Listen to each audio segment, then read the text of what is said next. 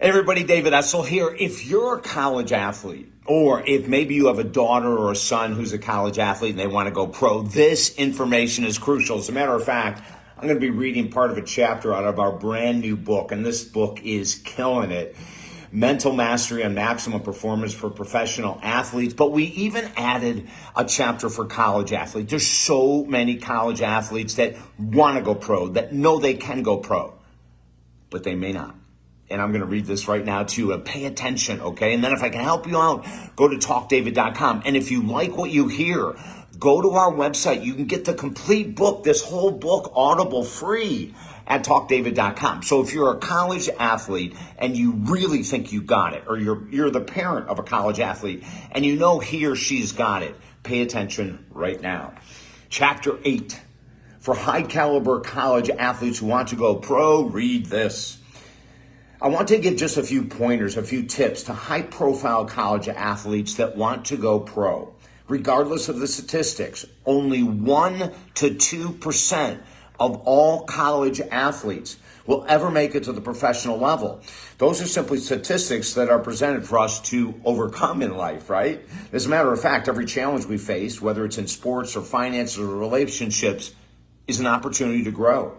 So I want you to look at those low percentage statistics. Remember, only 1% to 2% of high caliber college athletes make it to the pros. Look at those statistics as an opportunity to grow. Oh my God, I love this. Not as something to push you away or to make you to feel insecure, but to challenge you. And those statistics should challenge every college athlete that wants to go pro. Take the challenge and go, starting now. If you haven't before this very moment, now is the opportunity to get serious about what you want to create for your future. The mind is a powerful thing. Never give up. As the great late Jim Valvano said during the last speech he gave before he died due to cancer, never, ever, ever give up. I need your mind to be locked in as his. I need to have you in the mindset of the greatest athletes of all time. And that starts right now.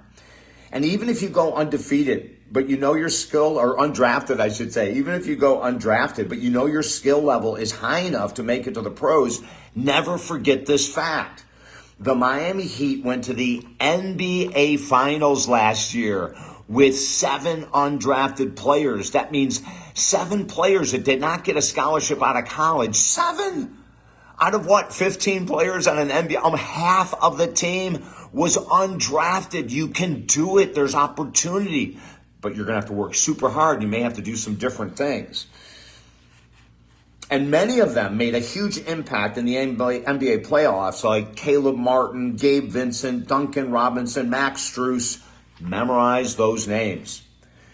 Google their stories today. It doesn't matter if your sport is basketball, football, baseball, or BMX racing. You can learn from what these athletes have gone through, their hard work, their determination, in order to make it to the pros. It might mean that you have to go and play professional ball in another country, Europe, Japan, Australia. If you're serious, you'll do whatever it takes to make it happen. Get serious, even more serious than you've ever been right now. And never forget this crucial line that could make the difference between you becoming a professional athlete or not. Play and practice as you would play in the final playoff game or match. Listen to those words. Play in every practice as if it's the finals, and then you'll be reaching your full potential. It's because of this philosophy that I, David Essel, a walk-on at Division I basketball school, Syracuse University, was given an opportunity and then a scholarship to play basketball there in my final 2 years of school.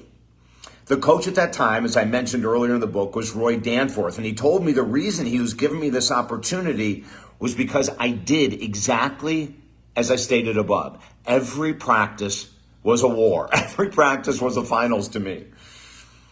I know the same will happen to you. I went to every practice as if it was the NCAA men's final championship game. I had no other option in my mind. Anyway, I didn't think I could do it any other way. I had to play as hard in practice as I did in games, and it paid off. Many of you reading this right now may be thinking that you're already doing it, and maybe you are, but double check with your coaches. Make sure you're asking them regularly. Get humble, become vulnerable about how you can improve your game.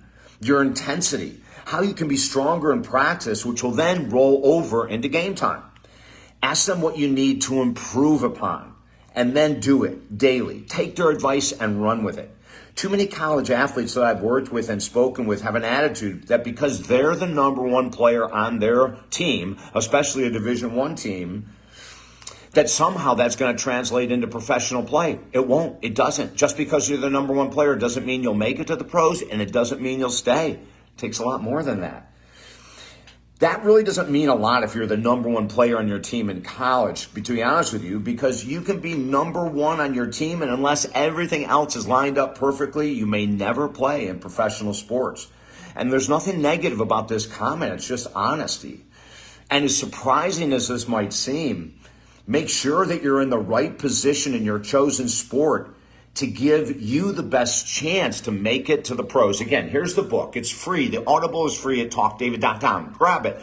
If you're a professional, grab it. If you're in college, high school, freaking A, learn now. Grab this stuff for free. But one of the things that you want to remember is that a lot of times we put ourselves in the wrong position.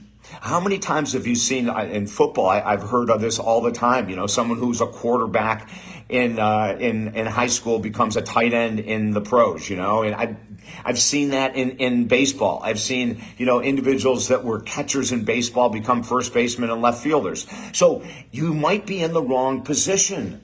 You know, maybe you're playing shooting guard when you should be point guard. Maybe you're a point guard and you should be shooting guard. Maybe you're playing offensive tackle and you should be defensive tackle. I don't know what's best for you. But if you're a high caliber college athlete, get in with your coaches regularly. See if you're in the right position. Find out what they think you should do to up level your game. And if I can help you at all, come to me at talkdavid.com. As a sports psychology coach and counselor, I've been working with athletes for 43 years at every level, high school, college, and obviously professional. And I'd love to work and help you as well. Go to talkdavid.com, send me an email, get the book for free. Let's rock and roll. Everything is possible. Let's make it happen. I'm David Essel. Have an incredible day.